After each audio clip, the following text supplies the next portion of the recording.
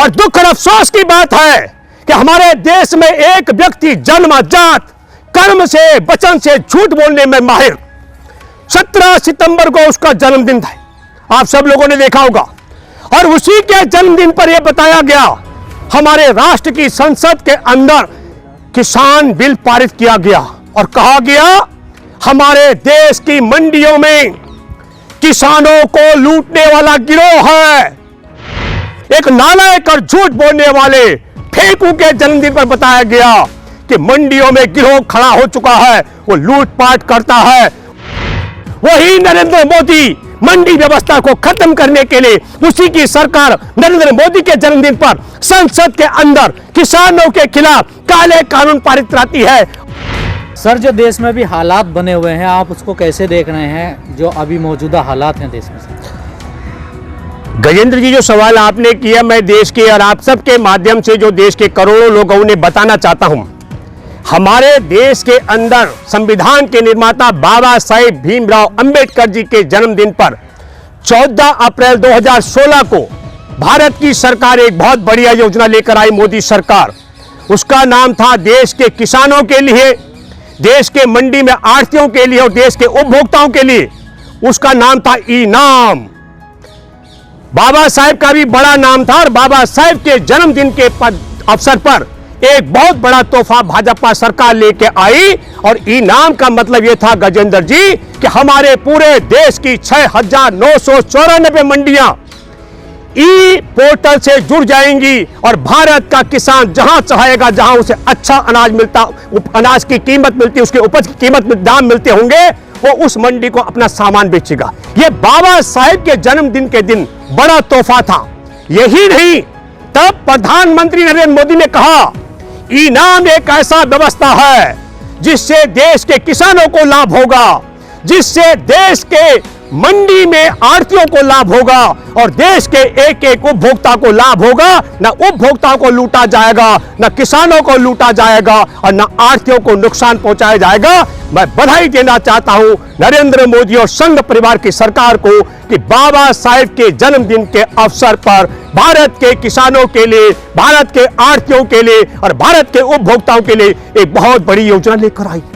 और दुख और अफसोस की बात है कि हमारे देश में एक व्यक्ति जन्मजात कर्म से वचन से झूठ बोलने में माहिर, 17 सितंबर को उसका जन्मदिन था, आप सब लोगों ने देखा होगा।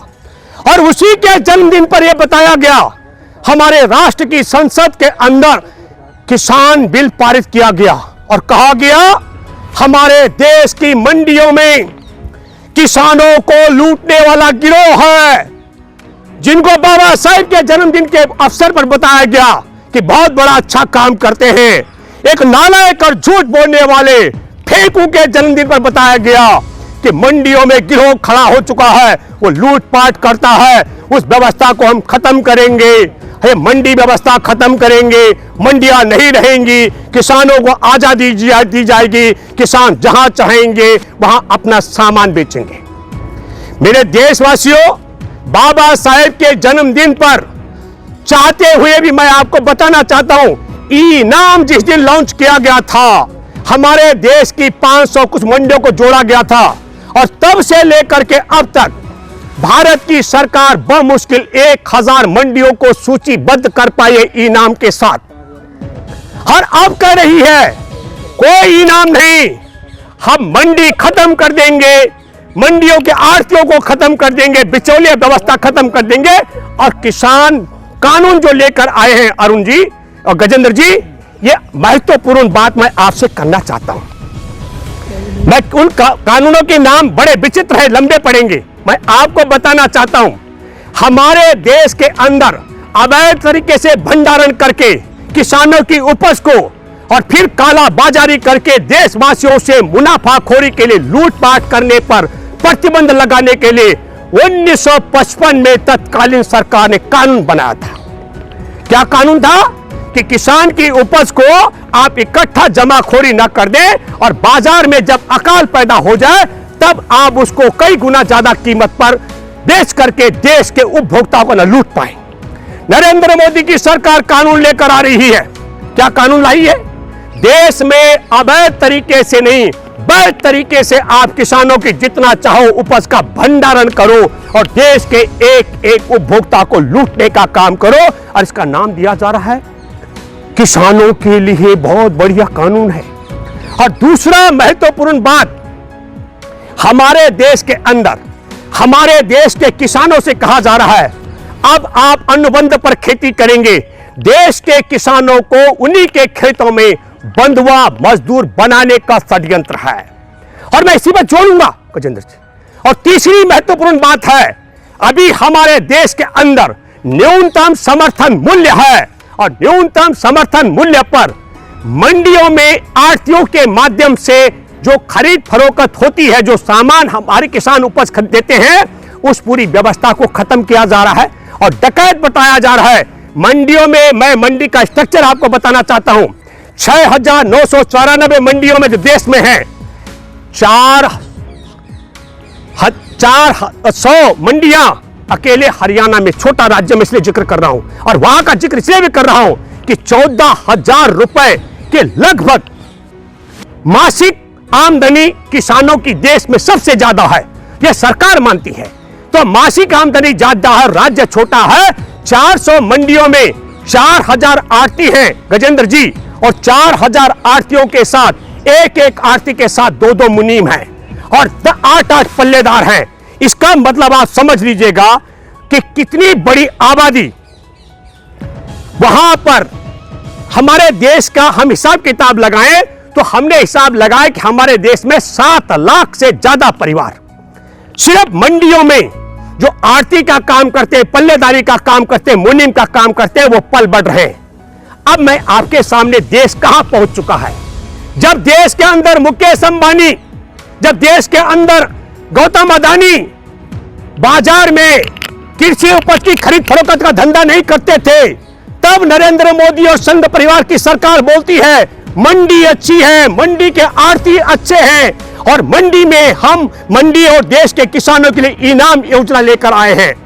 और जैसे ही मैं ये दूसरी बात भी बताना चाहता हूं, तब बहुत बड़ी रोचक बात थी। जिस समय बाबा साहेब के जन्मदिन पर 14 अप्रैल 2016 को यह ऐलान किया था गजेंद्र जी, तब 4-5 राज्यों में चुनाव थे। पश्चिम बंगाल का चुनाव था, आसाम का चुनाव था, केरल का चुनाव था, तमिलनाडु का चुनाव था, लक्षद्वीप का चुनाव था। और सौभाग्य की बात है, इन सब जगहों पर मंडी में किसानों का, आढ़तियों का यह पूरी व्यवस्था स्थापित थी। और अब चुनाव है बिहार में, और बिहार की मंडी व्यवस्था को, वहां का दुशासन मैं कहूंगा, जिसको सुशासन कहते हैं, मंडी और किसानों के विषय को लेकर कहूंगा, दुशासन की सरकार 2006 में खत्म कर चुकी है। मंडी व्यवस्था नहीं है। मैं ये दोस्त बिहार के किसानों को बताना चाहता हूं, जहां मक्का का समर्थन मूल्य छोड़िए, मेरी बात हुई, मैं आपको बताऊं, अररिया में 10 एकड़ खेती करने वाले किसान के साथ में, और आपको बताता हूं 7 रुपए 8 रुपए में मक्का नहीं बिक रही है। तो सुशासन के नाम पर किसानों के साथ दुशासन जैसा व्यवहार कर चुके 2006 में आपको बताना चाहता हूं कि मंडी व्यवस्था को चौपट कर दिया।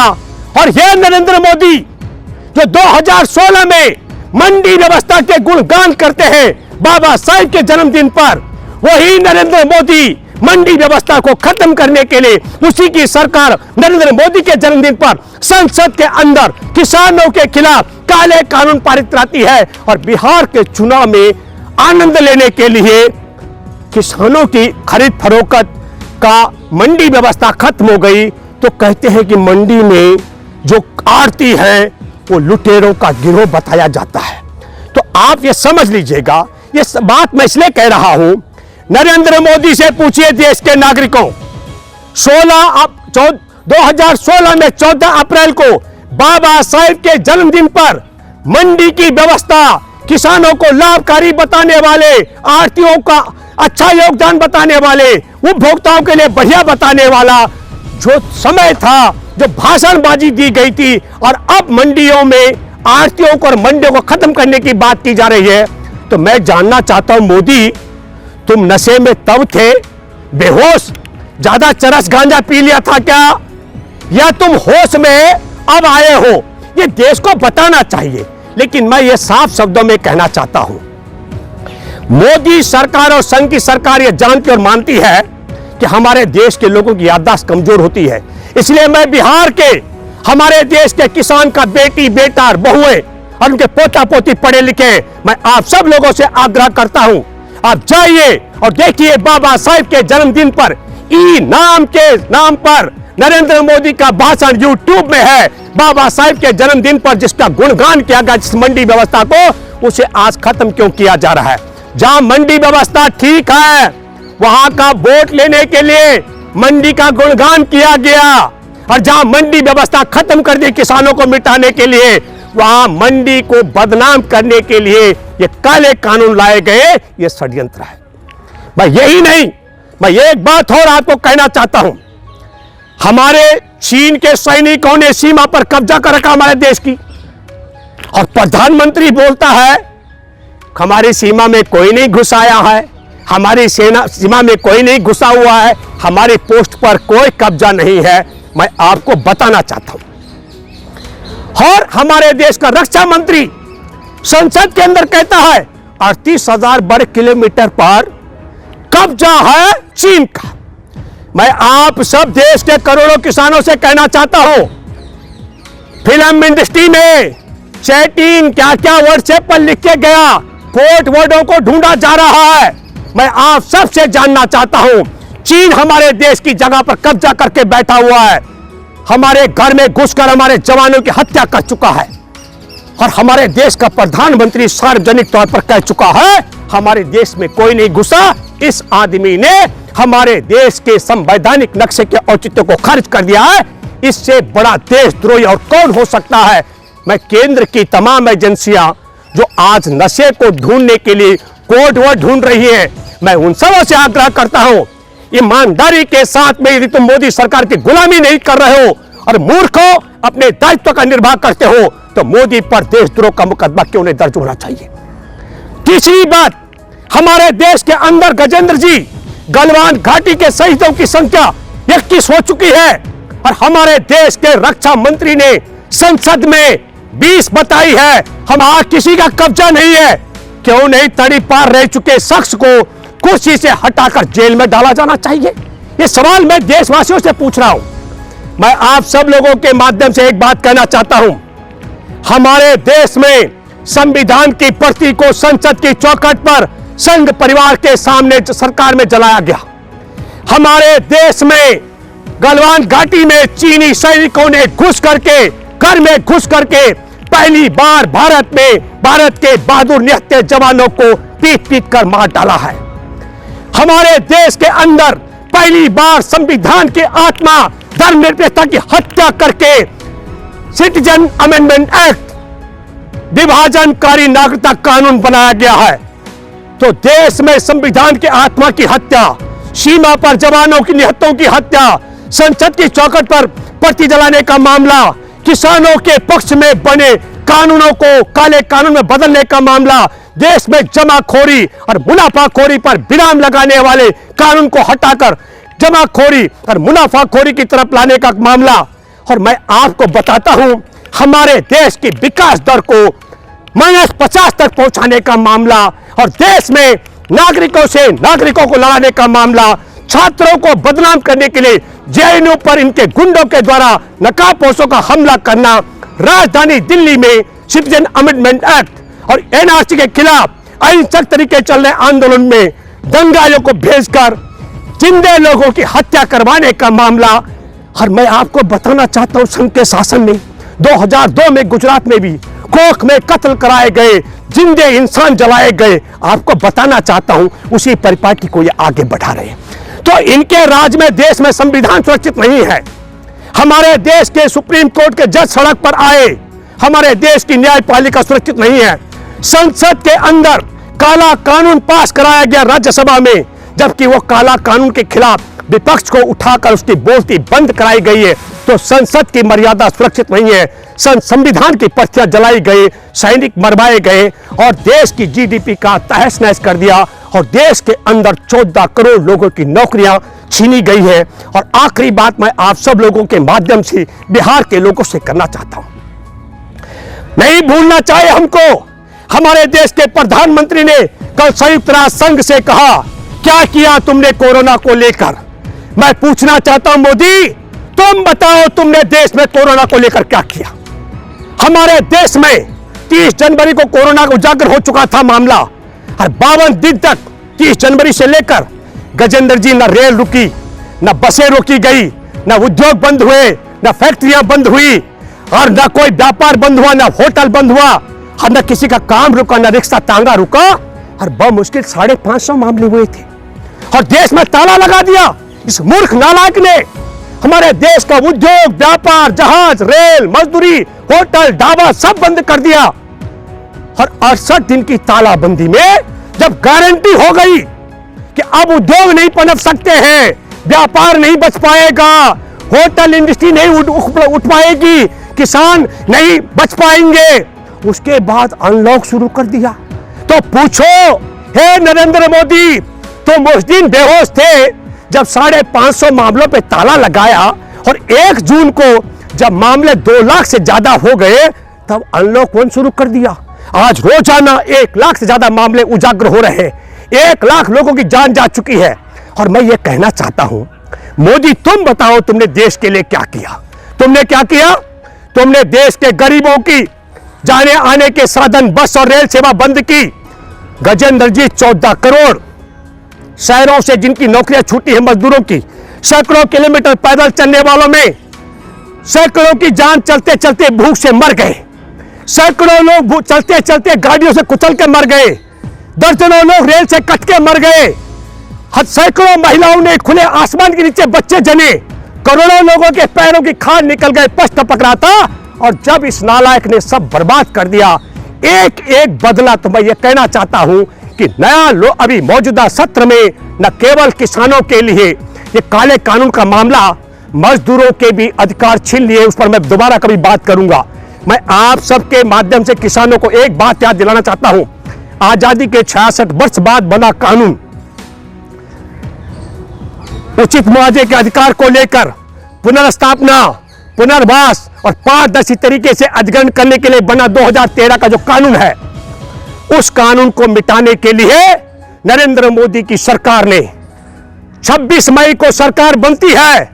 29 मई को ग्रामीण विकास मंत्री गोपीनाथ मुंडे को पत्रकारों ने पूछा, बताओ तुम्हारी सरकार इस नया कानून का क्या करेगी।